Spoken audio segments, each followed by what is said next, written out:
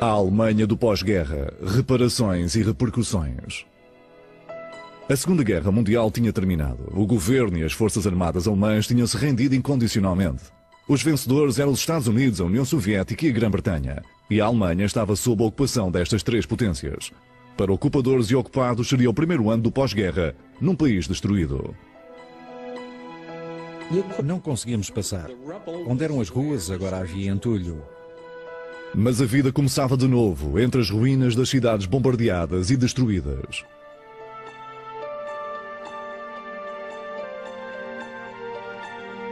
Estavam cheios de fome, à espera de obter comida. Os alemães descobriam agora o que era ser uma nação humilhada e derrotada. Os poderes de ocupação eram da opinião de que a Alemanha nunca mais poderia estar numa posição bélica. Destruíram o partido nazi e a gigantesca indústria de armamento. Seria uma Alemanha sem armas nem mísseis, que iria ser reconstruída. Podia arrastar o resto da Europa, porque era o motor central da economia europeia. Ocupadores e ocupados dedicaram-se à tarefa de reconstruir o que a guerra tinha destruído. Estava a começar uma nova era, quer para a Alemanha, quer para o resto da Europa. A reconstrução foi feita pelos alemães, não por nós, por estranhos. As linhas férreas subterrâneas e as linhas telefónicas foram reparadas. Em breve, os sistemas de canalização e de esgoto estavam novamente em funcionamento. O que me surpreendeu foi que apenas 2 meses após o final da guerra, a vida na cidade tinha voltado ao normal, se é que podemos chamar-lhe normal. Por entre as ruínas, o coração da nação alemã começou a bater de novo.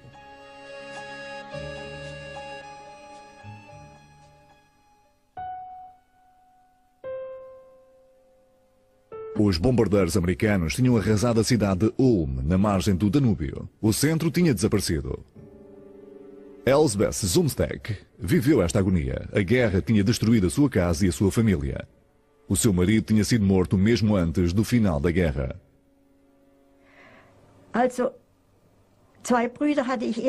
Também perdi 2 irmãos. Sabíamos que um deles tinha morrido num submarino. Não tivemos notícias do outro e muitos anos mais tarde tivemos de declará-lo morto. Nesse terrível período comecei a pensar em como podia ganhar a vida.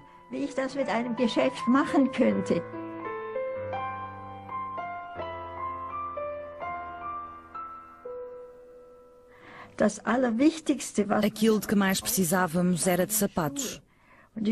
Eram racionados. E pensei começar um negócio desse género. Mas não valia a pena. Não havia materiais nem artesãos. Em Ulm não havia couro nem borracha. Mas antes da guerra, numas férias nos Balcãs, Elsbeth Zumsteck tinha visto sapatos feitos de casca de milho.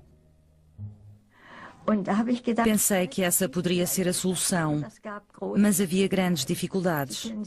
Como calculam, o problema principal era obter os materiais. Não havia milho em Ulm.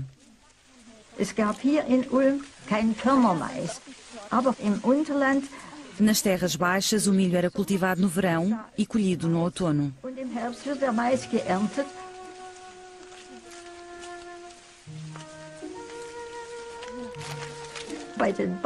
Perguntei aos agricultores se podia apanhar as folhas do milho. Eles responderam que sim, e que também podia ajudar a desfolhar as espigas.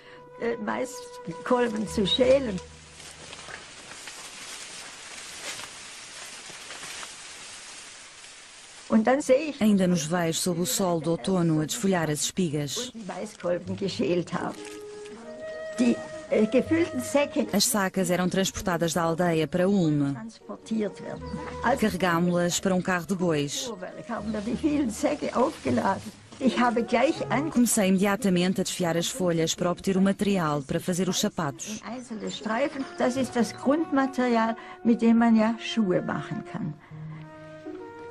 Mas havia um longo caminho antes de fazer os sapatos. As mulheres cortavam pneus velhos de bicicleta para fazer as solas dos sapatos de palha. Obtinham cordéis resistentes através da troca de produtos. Fizemos um par de sapatos muito simples e a notícia espalhou-se. Talvez pudessem obter ali sapatos. As pessoas vinham aos montes, muitas vezes com crianças. Tirávamos as medidas às crianças, traçando os pés em moldes de papel. Uma vez sabendo os tamanhos, podíamos fazer os sapatos. Elsbeth Zumsteg tornou-se uma mulher de negócios e vendeu mais de 3.000 pares de sapatos em 2 anos, dando emprego a 40 mulheres. Uma verdadeira história de sucesso. Registou oficialmente os sapatos e outras criações de milho e foi a sua própria modelo fotográfico.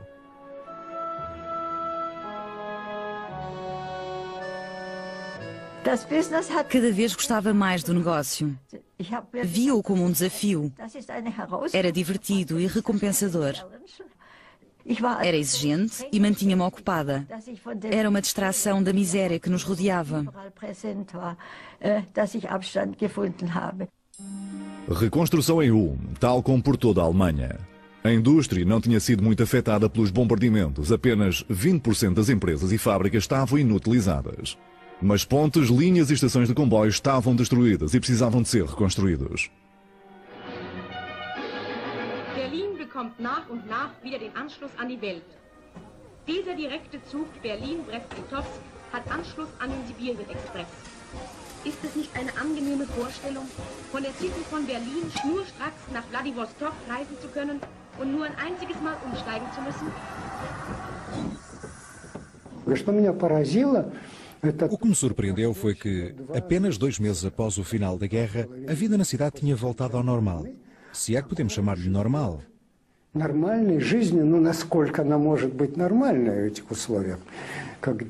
As lojas reabriram. Alguns cinemas exibiam filmes.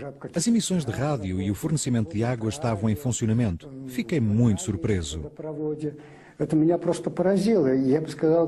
Os alemães merecem respeito por serem um povo tão prático, por recomeçarem a vida, apenas 2 meses depois de uma destruição tão completa.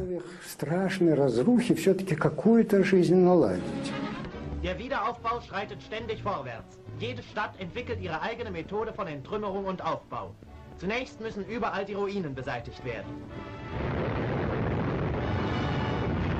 Dann heißt es, Millionen und Abermillionen von Kubikmetern Schutt abfahren. Hunderttausende arbeiten täglich in allen Zonen an der Wiederaufrichtung ihrer Heimatstädte. Aufräumen und aufbauen. Das ist der Rhythmus, der das Arbeitsjahr 1946 bestimmt. As montanhas de sucata eram transformadas em objetos úteis. Revestimentos blindados passaram a ser frigideiras. Cartuchos de balas passaram latas de leite. E capacetes de aço a peneiras. Na primavera de 1946 houve a primeira feira de comércio do pós-guerra, a famosa Feira de Comércio de Leipzig. Ganz besonderes Interesse fanden diesmal natürlich die Werkzeugmaschinen und die Baumaschinen. Auch bei der Beseitigung der Trümmer und bei der Wiederaufrichtung unserer Städte muss man allmählich von der arbeitsintensiven Wirtschaft zu technisierten Verfahren übergehen. Besonders groß war die Zahl der Ziegelabputzmaschinen verschiedenster neuer Konstruktionen sowie die Apparate für stromlose Fertigung. Os socialistas e os comunistas começavam a impor-se. Na zona soviética, a reforma agrária posterior a setembro de 1945 anulou os direitos de propriedade. In allen Dörfern versammelten sich die Bauern und Landarbeiter. Bauernkomitees oder Bauernausschüsse erhoben ihre fordernde Stimme nach Bodenreform. Sie alle hatten aus der Geschichte gelernt. Die jahrhundertealte Forderung der landlosen und landarmen Bauern nach einer durchgreifenden Bodenreform wurde endlich Wirklichkeit. Todas as propriedades com mais de 100 hectares foram expropriadas e redistribuídas, especialmente a exilados sem terras. A queda do Terceiro Reich parecia assinalar o fim da propriedade privada de uma vez por todas.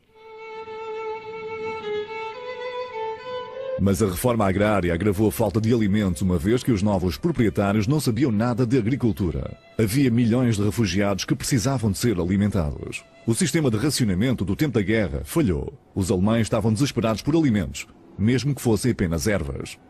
Überall am Rande der Stadt wächst etwas für unseren Kochtopf. Man muss es nur kennen. Die jungen Lindenblätter als Salat. Bitte, bedienen Sie sich. Das bescheidene Gänseblümchen kommt als Spinat zu neuer Geltung. An feuchten, sumpfigen Stellen wächst der großblättrige Huflattich, ein wohlschmeckendes Gemüse. Sogar Kratzdistelspinat empfiehlt der Professor. Und jetzt der Clou, Giersch, das ergiebigste Gemüse. Da braucht man... As forças de ocupação tinham melhor sorte.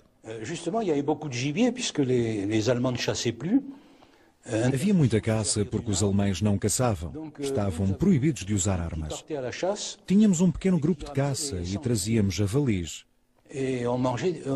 Tínhamos um cozinheiro que era açougueiro e que fazia pratos deliciosos. As coisas corriam bem, nós comíamos bem. A população civil, por outro lado, passava fome por toda a Europa. As pessoas desesperadas procuravam restos nas latas do lixo das forças de ocupação. Não havia comércio e o dinheiro não tinha valor. Surgiu uma enorme economia secundária, o mercado negro. Meu Deus, pensei eu, o mercado negro é isto? Deve ser. Será que temos de ir lá trocar bens?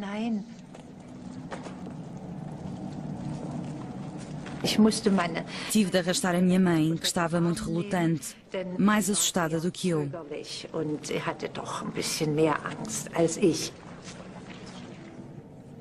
Anne-Marie Gantz, de 16 anos, tinha 3 irmãos mais novos e todos tinham fome.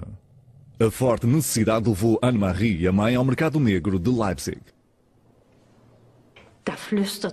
Alguém sussurrou, sabão? Outra pessoa, querem café? Depois, um rapazinho com cerca de 12 anos perguntou, precisam de pão?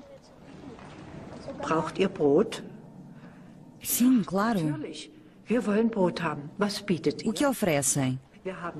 Tínhamos cupons de açúcar e dinheiro. Seguimos o rapaz. Mas antes de sairmos do mercado negro, ouvimos um apito. Uma rusga, parte do jogo do gato e do rato do pós-guerra. Em todas as zonas, as forças de ocupação tentavam eliminar este comércio. Mas as rusgas não impediam ninguém.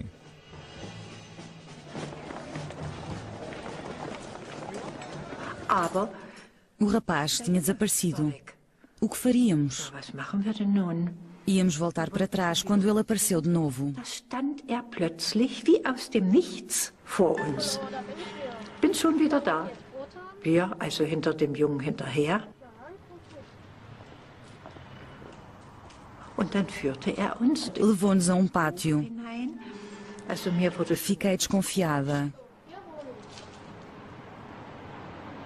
zeigte, Apontou para o terceiro andar. dort oben wohnen wir. Vivemos ali, disse ele. Deram-lhe o dinheiro e os cupons de açúcar. Meine Mutter Vou buscar o pão à minha mãe, disse ele. geben.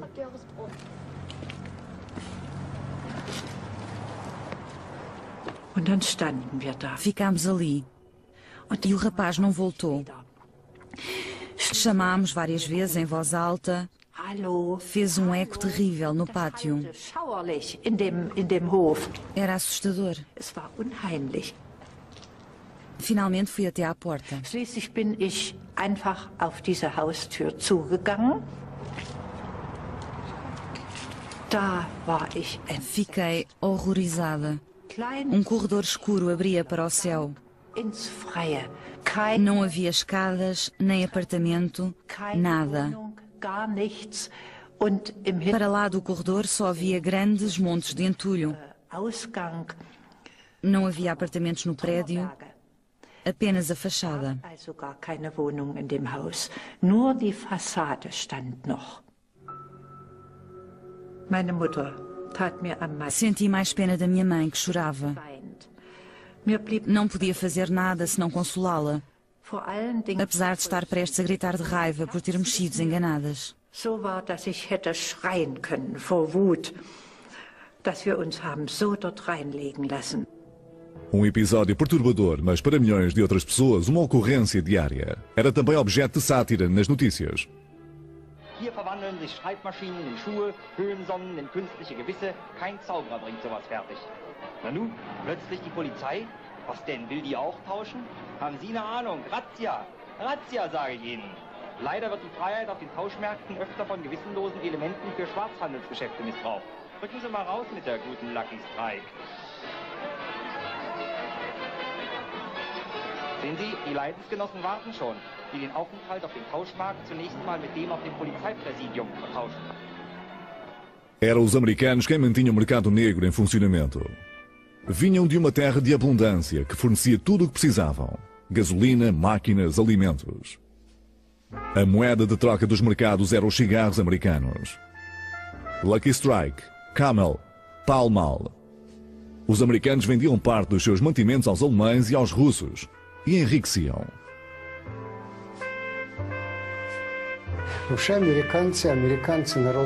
americanos, como sabemos, são um povo de negócios. O potencial do mercado negro era infindável e eles exploraram-no ao máximo.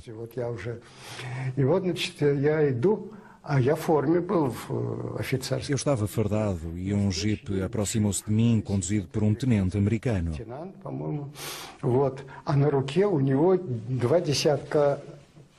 Tinha 20 relógios num braço e tentou vendê-los.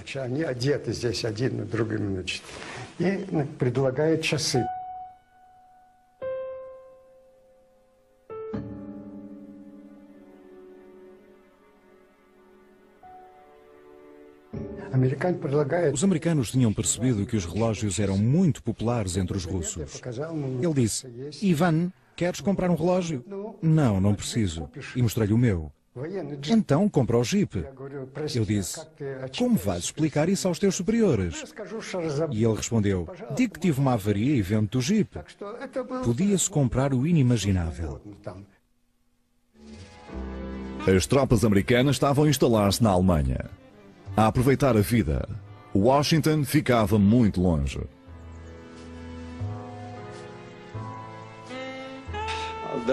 Era uma altura invulgar. Era difícil porque não estávamos preparados para aquilo. Partiu-se do princípio, como aconteceu no Iraque, que assim que o exército terminasse, o Departamento de Estado e os diplomatas entrariam em cena. Mas a situação arrastou-se. O exército ficou lá durante 3 anos e tivemos de fazer contas à vida. Por vezes recebíamos instruções dos Estados Unidos, do Departamento de Estado ou do Governo, mas não se adequavam à realidade. Dentro das regras, tínhamos de contorná-las. Foi uma abordagem tipicamente americana e improvisada, que nem sempre cumpre as regras.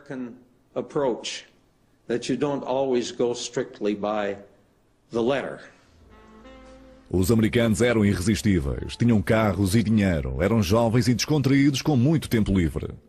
E eram os vencedores nesses anos do pós-guerra.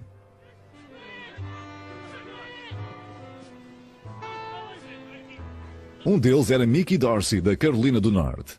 Mickey era gestor da cantina da sua unidade em Augsburg, perto de Munique. Queria ser piloto da Força Aérea, mas tornou-se artilheiro de tanque. Lidava com o mercado negro, vendendo pistolas alemãs confiscadas e mantimentos do exército. O jovem da Carolina do Norte estava a enriquecer na Alemanha. E as jovens, as Fräuleins, estavam ali. Tenho de ser honesto. Podíamos ir na rua, ver uma rapariga bonita e dizer: tenho chocolate, tenho colãs de nylon. Não era preciso mais nada. Claro que aos 19 anos só pensávamos em raparigas e tínhamos muito chocolate.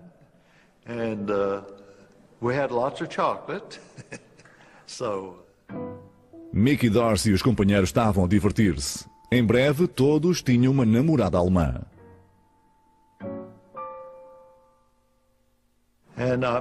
Conheci uma jovem, Maria Geiger, que me levou à sua casa, onde conheci a mãe Geiger e o pai Geiger.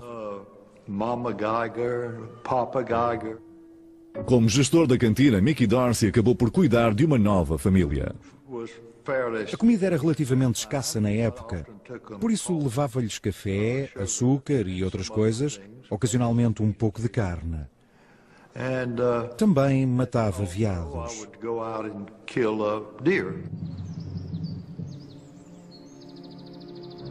Havia um campo com cerca de 200 metros, seguido de bosques. Eu via os veados. Perguntava, não podemos caçá-los? Eles respondiam, não, é proibido matar esses veados.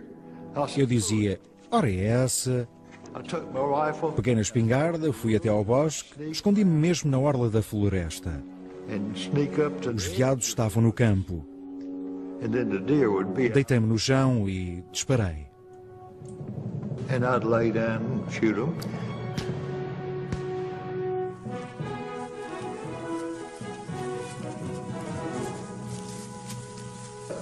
Acertei num, que depois limpámos. A bala tinha acertado no coração. Quando o trouxe, tinha a farda cheia de sangue e de lama. Talvez não diga isto bem, mas a mãe Geiger disse, Mickey, estás tão sujo. Dá-me as tuas roupas. Eu tirei as roupas e vesti uma camisa e umas calças do pai Geiger, enquanto ela lavava a minha farda. Mickey Dorsey dava carne à família da namorada e tornou-se o herói da zona. Quando se era amigo de Mickey, não se passava fome. Por vezes havia passeios no carro que o pelotão de Mickey tinha confiscado.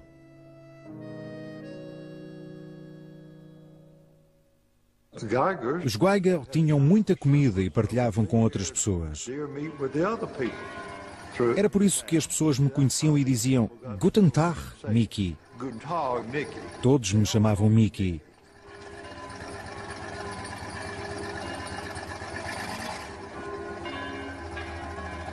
Tornei-me muito famoso nesta pequena comunidade.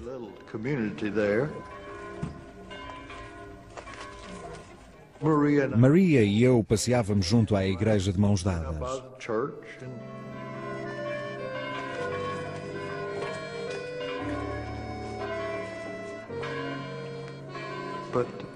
Apaixonei-me por aquela família.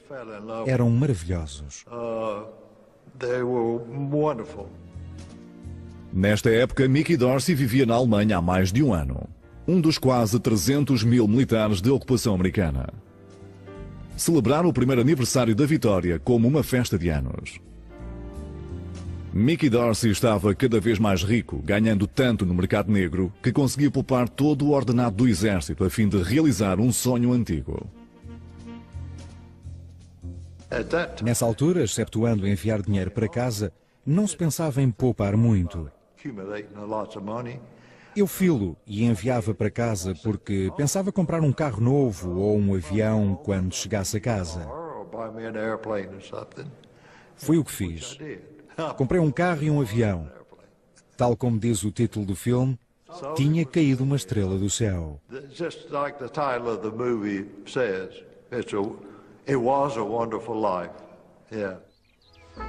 Mas a vida na Alemanha não era para sempre.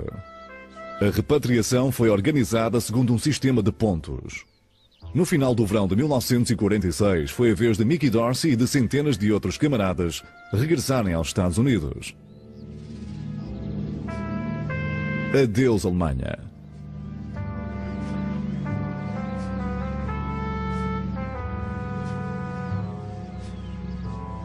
De regresso a casa, as recordações da guerra longínqua permaneceram, embora agora mais parecesse um jogo com contornos cômicos. Os americanos tinham trazido consigo muitos troféus.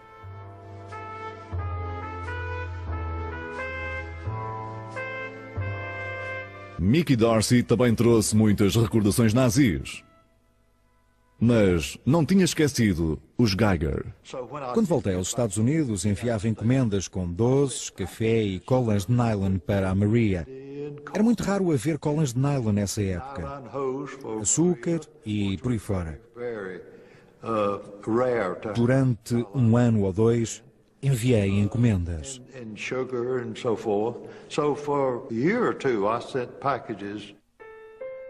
Mickey Dorsey não era o único que enviava encomendas para a Alemanha. Para aliviar as dificuldades do pós-guerra, os americanos montaram uma organização de ajuda privada, CARE. Em 1946, chegaram à Alemanha 2 milhões de encomendas da CARE. O programa das encomendas da CARE foi um movimento espontâneo que foi organizado pela vontade das pessoas. Como é típico, o cerne da organização foi o povo americano, que não esperou pelo governo. Organizaram-se sozinhos e tomaram a iniciativa depois de ouvirem dizer que as pessoas passavam fome na Europa. Não só para a Alemanha, mas também para a Bélgica, era por todo lado onde fosse necessário.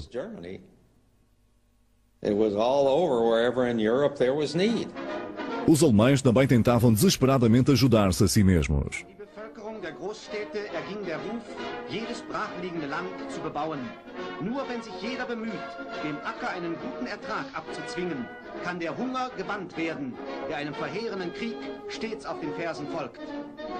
An der Stelle, wo in Berlin einst der schöne Tiergarten stand, verwandeln viele fleißige Hände das Schlachtfeld in einen Gemüsegarten. A Cruz Vermelha Sueca ofereceu comida às escolas do distrito do Ruhr. Milhões de crianças habituaram-se à refeição sueca, como era conhecida. O Exército de Salvação, os Mormons e os Quakers doaram roupas e provisões. Mas a situação agravava-se. Devido à divisão em 4 zonas de ocupação, a economia da Alemanha estava fragmentada.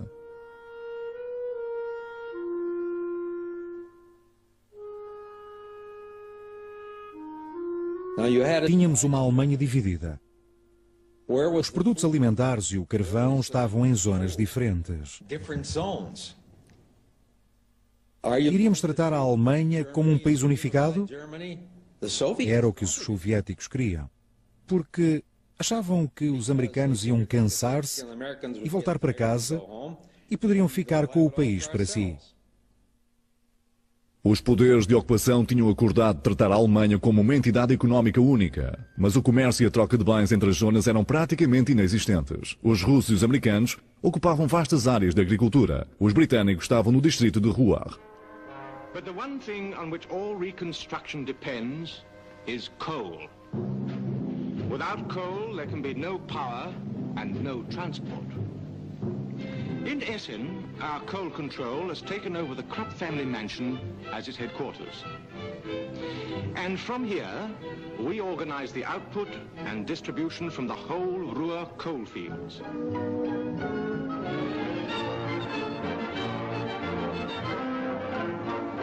Last summer, what was called Operation Coal Scuttle brought 30,000 miners back from the Wehrmacht.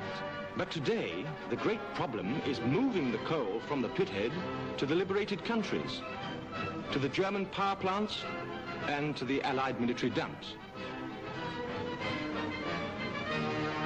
For the Germans themselves, there is no coal. They must go out in the woods and parks to cut wood, to strip the bark off the trees, to collect brushwood and carry it home in handcarts and prams. No final de 1946, instalou-se um inverno gelado. Der bitterste Frost seit Jahren, mit Temperaturen von unter 20 Grad, verhinderte vielerorts Arbeit und Aufbau, lähmte Wirtschaft und Verkehr, gefährdete Leben und Gesundheit. Os portos congelavam. O pouco carvão que os alemães possuíam após a reconstrução mal podia ser transportado. Estava muito frio. Recordo especialmente o inverno de 1947. Houve temperaturas de menos 25 graus Celsius. O porto congelava sucessivamente.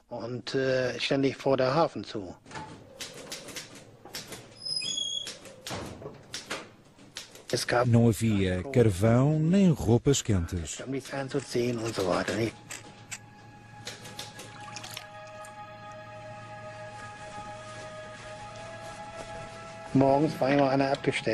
Um de nós tinha de acender a lareira todas as manhãs. Tínhamos um fogão a carvão. Quando o fogão aquecia finalmente as salas, de modo que o frio não nos fizesse deixar cair os lápis, eram 11 horas.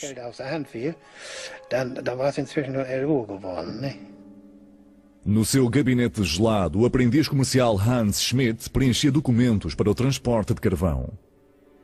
O porto de Emden era uma zona de acesso restrito. Ninguém podia entrar sem um passe britânico. Hans Schmidt estava contente por ter um emprego na Comissão de Controlo de Carvão do norte da Alemanha. Eu fazia parte da empresa, um agente do governo militar britânico. O carvão era transportado do porto de Emden para a Grã-Bretanha e a Escandinávia. O carvão chegava pelo canal de Dortmund-Ems e era colocado nos cargueiros. Só em 1946 foram transportados 2 milhões de toneladas, demasiado para os poucos estivadores disponíveis.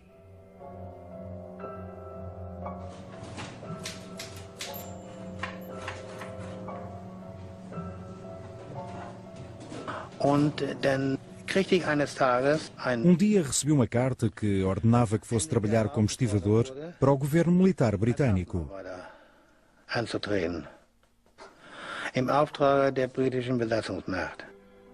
O aprendiz comercial Schmidt teve de trabalhar no cargueiro, distribuindo e nivelando o carvão. Cheguei ao porto e entrei a bordo. Tinha havido um grande carregamento de carvão e eu tinha de nivelá-lo.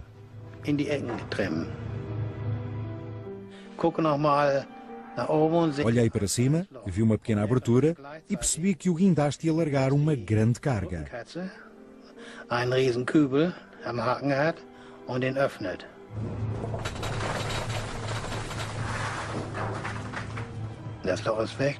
Da abertura chovia carvão, não havia luz, não se via nada porque estava muito escuro. Apenas havia uma lâmpada de carboneto, uma pá e uma folha de metal. Hans Schmidt estava aterrorizado. Durante a guerra fiquei preso num abrigo anti-bombardeamento. Não conseguimos abrir a porta. As bombas que iam lá fora e não conseguíamos sair. Não havia ninguém para ajudar do lado de fora. Estávamos todos na cave. Tentámos forçar a porta, mas não conseguimos sair. Nunca irei esquecer isso. Fiquei claustrofóbico. Foi a mesma situação no porão daquele navio em 1946 ou 47. Estar enterrado e ter de escavar para sair. Por outro lado, estava contente por ter um emprego e por as coisas estarem a correr bem depois de termos perdido a guerra. Por toda a Alemanha, os poderes de ocupação desmantelavam fábricas e maquinaria para serem transportadas para os seus países. Reparações. Apenas os americanos se contiveram. Moscovo desmontou indústrias inteiras. Caminhos de ferro, postes de eletricidade, fábricas, tudo foi encaixotado e enviado para a URSS. Os soviéticos estavam decididos a reconstruir o seu país, devastado pelos alemães.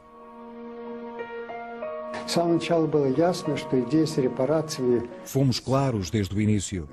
Desmontar as fábricas existentes era uma estupidez. Foi o que dissemos nos relatórios para Moscovo, mas fomos repreendidos. As pessoas inteligentes, incluindo os alemães que trabalhavam connosco, disseram: por que estão a fazer isto? Estão a levar um monte de sucata para casa. Mas Moscovo estava decidida. Não sei quem foi diretamente responsável, mas a política manteve-se.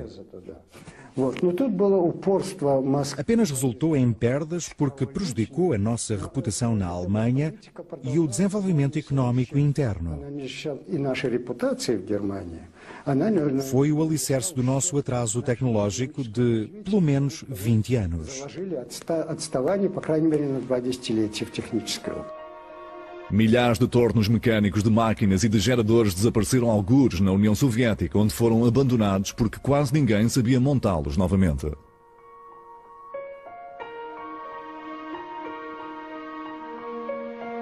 Na zona francesa, as reparações também seguiam em força. La plus forte concentration de fabriques de chaussures d'Europe est en zone française. En attendant d'arriver à l'ancien rythme de production, soit 2,5 millions de paires, elle envoie mensuellement en France 300 000 paires. L'Allemagne paie. Grâce à cette réussite de base, les hauts fourneaux, les fonderies, les aciéries ont pu être remis en marche au service du vainqueur. L'Allemagne paie. Todos os poderes de ocupação concordavam que a Alemanha nunca mais devia produzir armamento. Os cartéis de armamento foram desmantelados e as grandes empresas divididas em unidades mais pequenas. Uma das nossas ideias era não permitir que voltassem a ter uma indústria de armamento.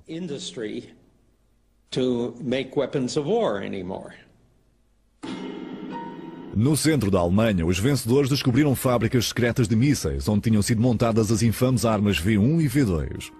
Os americanos apoderaram-se do programa de mísseis de Hitler e das mentes brilhantes que desenvolviam a tecnologia.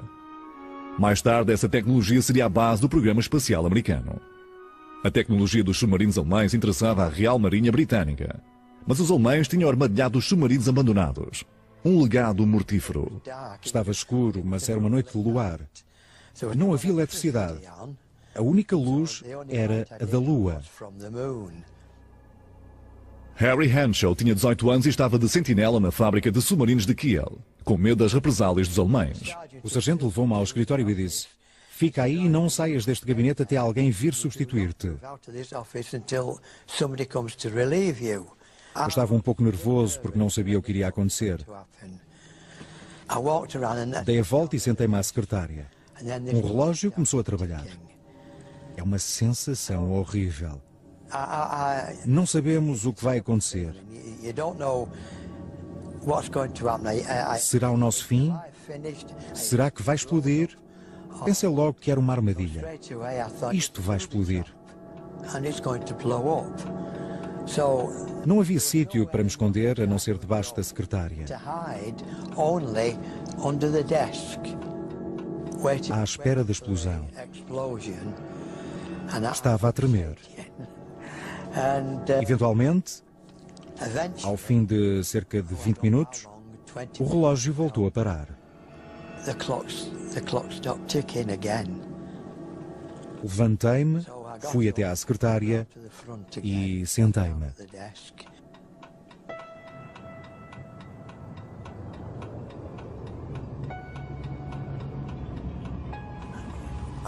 Abri a gaveta muito lentamente, sempre a passar os dedos por baixo. Mas não sentia fios. A gaveta abriu toda. Não havia fios. Lá dentro estava um pequeno relógio despertador. Fiquei muito contente, muito aliviado. Levantei-me e dancei. Não dancei, mas fiquei muito contente.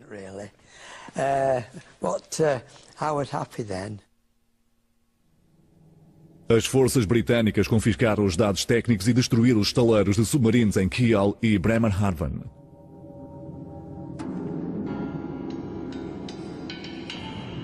Os gestores da indústria de armamento da Alemanha tinham sido presos. Qualquer pessoa que resistisse à prisão era severamente punida. Entre os trabalhadores, o descontentamento crescia. Os habitantes do distrito do Ruhr, o centro da produção alemã de carvão e aço, trabalhavam para as forças de ocupação. Mas tinham pouca comida e pouco carvão para se aquecerem. Começavam a organizar-se. Entre eles estavam comunistas alemães. No dia 1 de fevereiro comecei a trabalhar com o KPD, o Partido Comunista Alemão. Era um sábado. Fomos chamados a uma reunião para discutir a situação na cidade. Ernst Schmidt, um retornado alemão de um campo de detenção soviético, tinha-se tornado comunista. Fora inspirado por Karl Marx e pela ideia da propriedade nacionalizada.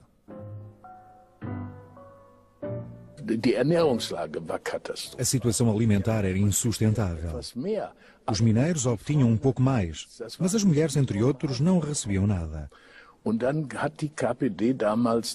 Os líderes do KPD de Essen disseram: temos de tomar uma posição. Vamos dizer aos grupos de trabalho para se reunirem em frente à Câmara Municipal na segunda-feira às 11 da manhã para uma manifestação. Disseram para avisar o grupo de trabalho Bonafásios, o que fiz. Und ich hatte den Auftrag, zur Betriebsgruppe Bonifatius zu gehen. Und ich habe das auch gemacht. Und ich gehe in den Speisesaal. Entrei na cantina e os meus colegas estavam lá a olhar para mim.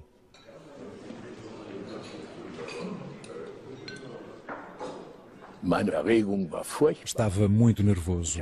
Nunca tinha falado para um público grande. Apresentei-me e tirei logo os óculos. Eram óculos de máscara de gás que apertam atrás das orelhas com um cordel. Tirei-os porque sabia que me ajudaria a falar, porque não conseguia ver a cara das pessoas.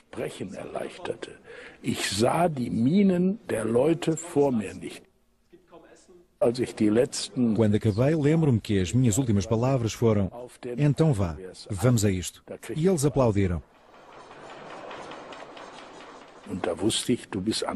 Soube que tinha sido bem sucedido. Estava muito orgulhoso de mim mesmo. Disseram-me: Ernst, foste ótimo. Tinha acertado em cheio.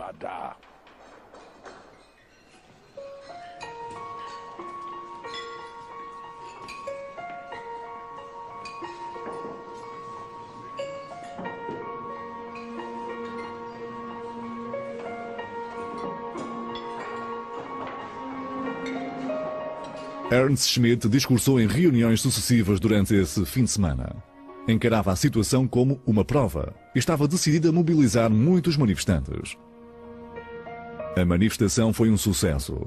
600 trabalhadores reuniram-se junto à Câmara Municipal de Essen. Ernst Schmidt estava satisfeito. Foi pacífico. Apenas se ouvia a calma exigência que subia de tom. Queremos pão. Temos fome. Que ressoava pela praça. Mas então a situação ameaçou tornar-se perigosa. Chegavam cada vez mais pessoas à praça. Os operários de outras empresas juntavam-se ao protesto. O presidente da Câmara de Essen, Gustav Heinemann, estava apreensivo pela reação britânica.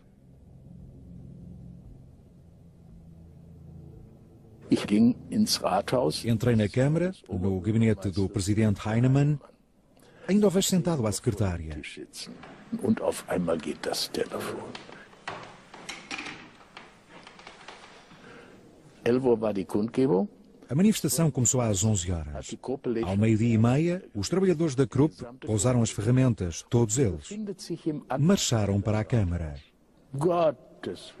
Meu Deus, não podia ser verdade. Estávamos a tentar deliberar o que fazer.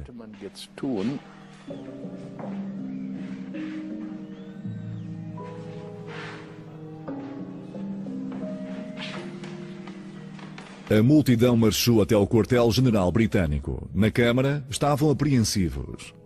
Ninguém sabia como é que os britânicos iam reagir.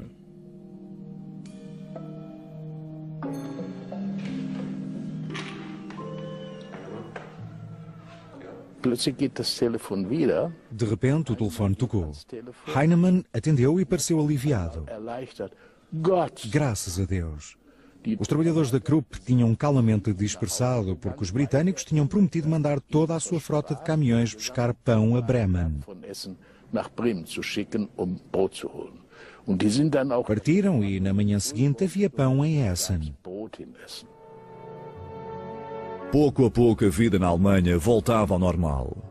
Em Stuttgart, a cidade natal da Mercedes-Benz, os elétricos voltavam a circular. Os americanos queriam uma economia funcional. No oeste da Alemanha, pelo menos. Queriam um reduto contra o comunismo e um mercado para a sua própria economia altamente produtiva. Se a Alemanha não pudesse ter uma indústria significativa e pacífica, arrastaria consigo o resto da Europa, pois era o motor central da economia europeia. Tínhamos de apoiar uma Europa em ruínas. Se queríamos que a Europa voltasse ao que era, tínhamos de apoiá-la para que não fosse um fardo para nós. So we had to, if we were going to have Europe come back so they wouldn't be a burden on us anymore. O secretário de Estado americano, James Burns, viajou até Stuttgart, onde proferiu um discurso no Centro Cívico. Um discurso dirigido ao povo alemão e a todo o mundo. Foi o ponto de viragem da política alemã. A Alemanha iria ser ajudada. O Plano Marshall foi criado até certo ponto com base no discurso de Burns em Stuttgart. Foi uma ideia fantástica.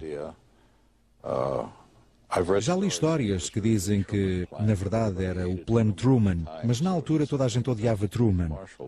Deram-lhe o nome de Marshall e toda a gente aplaudiu. Era um conceito fantástico. Foi provavelmente a primeira vez na história da humanidade que o vencedor reconstruiu, até certo ponto, o vencido. In Stuttgart hielt der amerikanische Außenminister Burns seine große, richtungweisende Rede. Erklärte, Amerika wolle einen dauerhaften Frieden, der Deutschland die Möglichkeit gibt, sich durch Fleiß und Arbeit einen geachteten Platz unter den Nationen zu sichern. Außenminister Burns forderte ferner, außer der wirtschaftlichen Vereinigung Deutschlands, die Bildung zentraler Verwaltungsstellen und einer vorläufigen deutschen Regierung. Também disse nesse discurso algo muito importante para milhões de alemães. Enquanto houver tropas de ocupação na Alemanha, continuaremos aqui. Isso deixou algumas pessoas aliviadas ao pensar que os russos não iam dominar tudo. Em Dresden, na zona soviética, os elétricos tinham voltado a funcionar. Mas as linhas seguiam uma direção diferente para uma economia planeada ao estilo soviético. Poucos meses antes tinha sido fundado o Partido de União Socialista, o SED. Era o braço de Moscovo.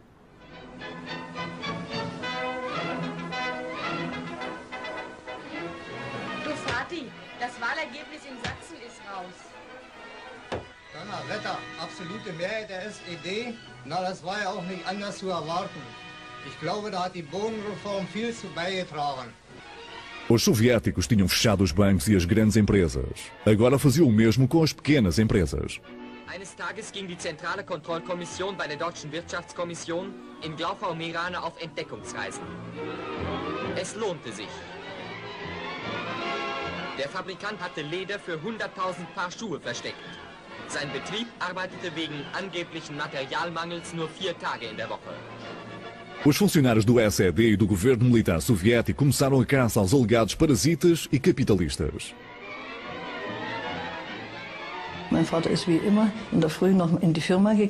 O meu pai foi cedo para a empresa, como sempre. Às 10 da manhã estávamos sentadas, eu, a minha mãe e as minhas 2 irmãs, com as malas feitas à espera que o meu pai chegasse a casa. Íamos de férias pela primeira vez em anos. Mas o pai de Maria Balz, um produtor têxtil em Glauchau, perto de Leipzig, foi preso na sua fábrica, acusado de fazer negócios no mercado negro. A família não foi informada.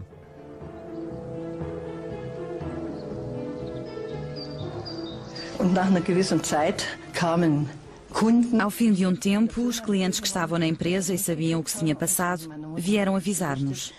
Disseram que o meu pai tinha sido preso. Durante esta purga, em Glauchau, 30 proprietários de empresas têxteis foram detidos, interrogados e presos.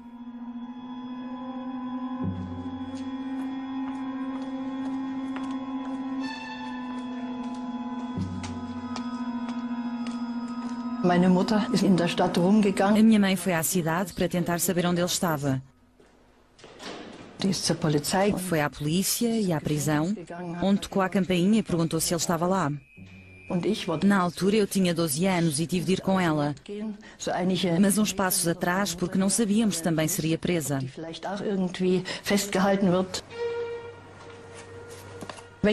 E se não voltasse, eu saberia onde ela estava.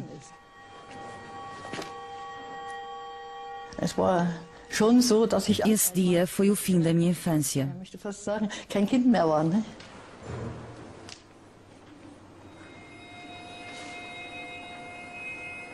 Foi o primeiro grande julgamento na zona soviética.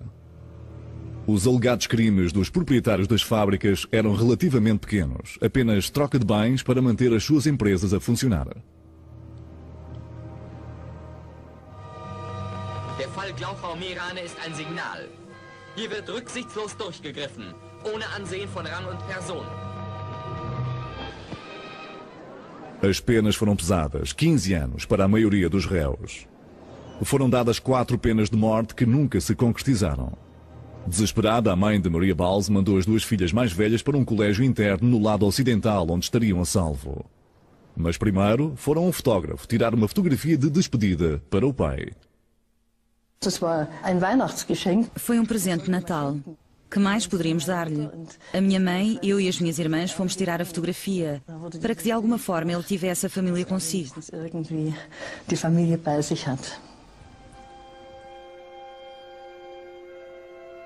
15 anos de prisão para o pai de Maria Balz. A mãe ficou em Glauchau com a filha mais nova. Não aceitava a prisão do marido e a difamação da família. Formou-se um plano corajoso.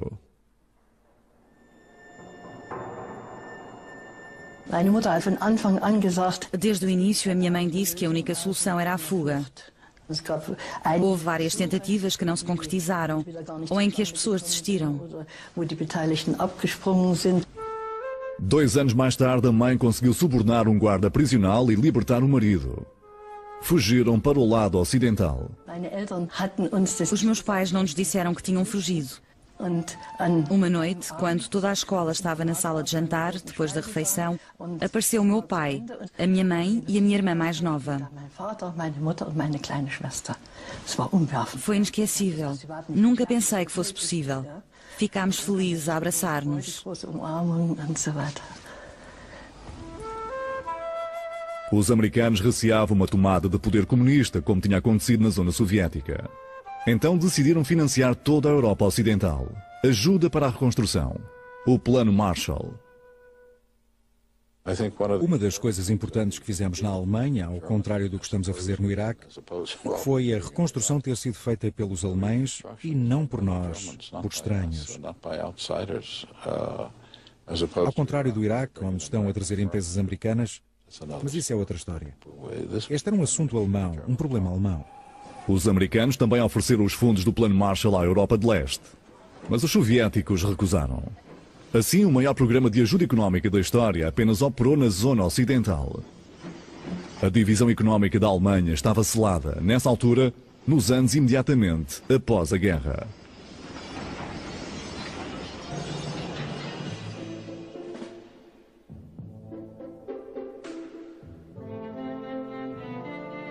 Tradução e locução. Dialetos.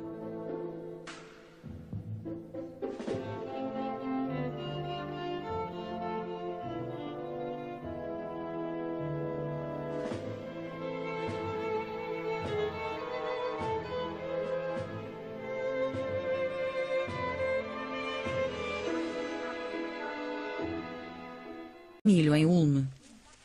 Es gab hier in Ulm kein Firmermais, aber im Unterland. Nas terras baixas, o milho era cultivado no verão e colhido no outono. Und im Herbst wird der Mais geerntet.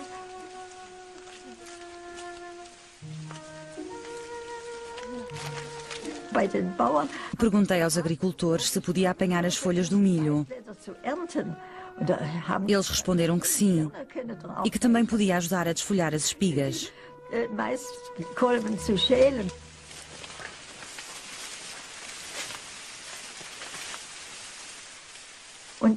Ainda nos vejo sob o sol do outono a desfolhar as espigas. As sacas eram transportadas da aldeia para Ulm. Carregámo-las para um carro de bois.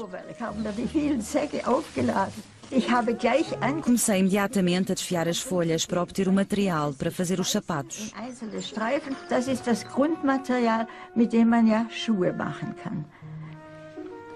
Mas havia um longo caminho antes de fazer os sapatos. As mulheres cortavam pneus velhos de bicicleta para fazer as solas dos sapatos de palha. Obtinham cordéis resistentes através da troca de produtos. Fizemos um par de sapatos muito simples e a notícia espalhou-se. Talvez pudessem obter ali sapatos. As pessoas vinham aos montes, muitas vezes com crianças. Tirávamos as medidas às crianças, traçando os pés em moldes de papel. Uma vez sabendo os tamanhos, podíamos fazer os sapatos. Elsbeth Zumsteg tornou-se uma mulher de negócios e vendeu mais de 3.000 pares de sapatos em 2 anos, dando emprego a 40 mulheres. Uma verdadeira história de sucesso. Registou oficialmente os sapatos e outras criações de milho e foi a sua própria modelo fotográfico.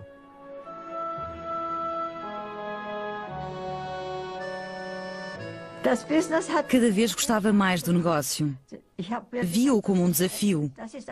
Era divertido e recompensador. Era exigente e mantinha-me ocupada. Era uma distração da miséria que nos rodeava. Reconstrução em Ulm, tal como por toda a Alemanha.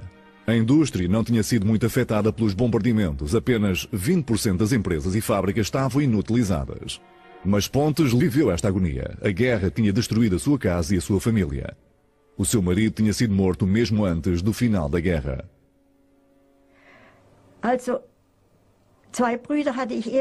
Também perdi 2 irmãos. Sabíamos que um deles tinha morrido num submarino.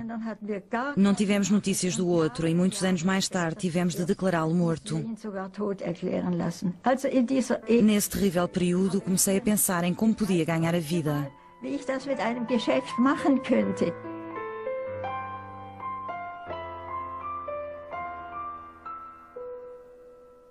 Das Allerwichtigste, was Aquilo de que mais precisávamos era de sapatos.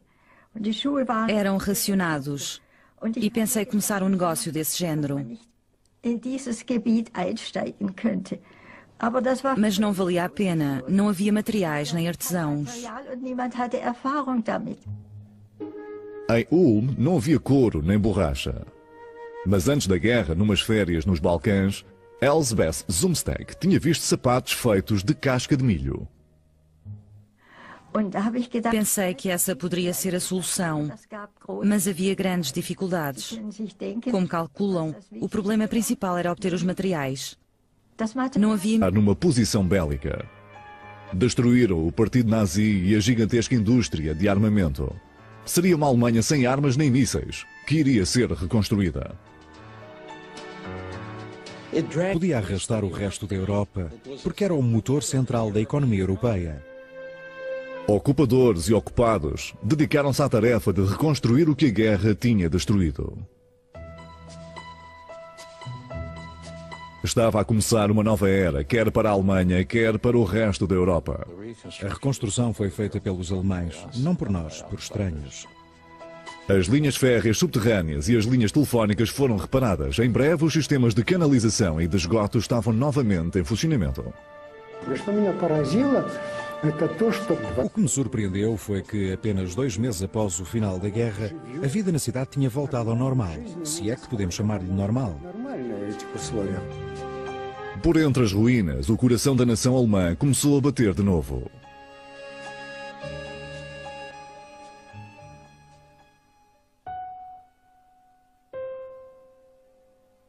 Os bombardeiros americanos tinham arrasado a cidade de Ulm, na margem do Danúbio. O centro tinha desaparecido. Elsbeth Zumsteg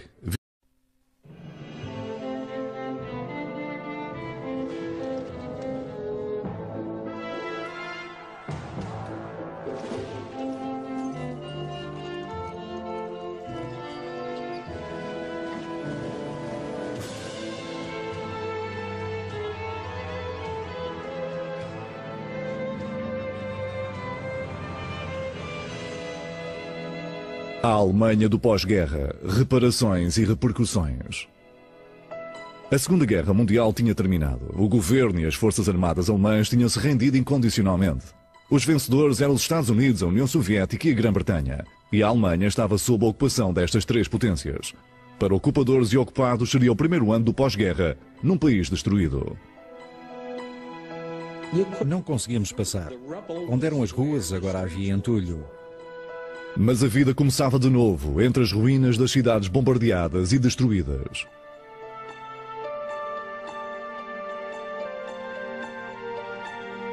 Estavam cheios de fome, à espera de obter comida.